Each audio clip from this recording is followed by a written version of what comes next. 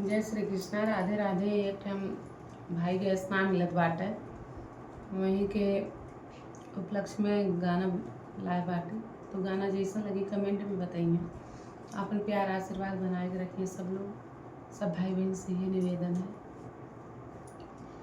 महंगा भइल gas cylinder खाई भौरी राजा जी। महंगा भइल गैस सिलेंडर खाई भौरी राजा जी। अब चाय ना बनाई बना पकौड़ी राजा जी।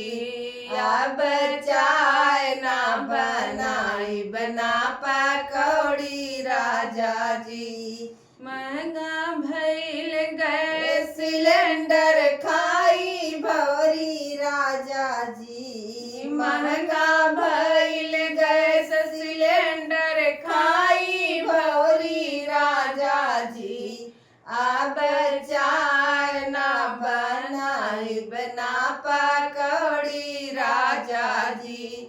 अब चाय ना बनाई बना पकौड़ी राजा जी।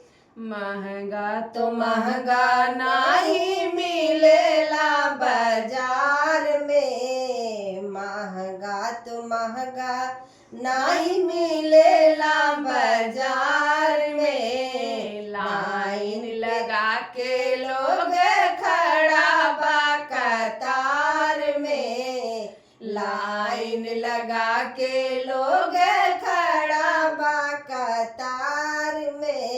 सिलेंडर खातिर करे के पड़ी दौड़ा दौड़ी राजा जी। सिलेंडर खातिर करे पड़ी दौड़ा दौड़ी राजा जी। अब चाय ना बनाई बना पकौड़ी राजा जी। अब चाय ना बनाई बना पकौड़ी राजा जी। सुन लिया मेरा से चूल्हा ना फुकाई। सुन लिया मेरा से चूल्हा ना फुकाई। गैसों के बिना पकवान ना बनाई। गैसों के बिना पकवान ना बनाई।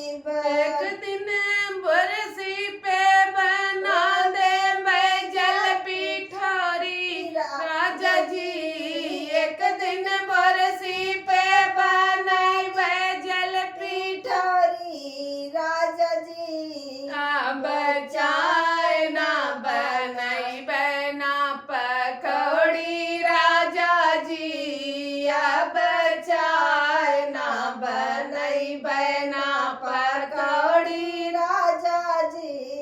अब चाय ना बनाई बना पकौड़ी राजा जी। महंगा भइल गैस सिलेंडर खाई भौरी राजा जी। महंगा भइल गैस सिलेंडर खाई भौरी राजा जी। अब चाय ना बनाई बना पकौड़ी राजा जी। अब चाय ना बनाई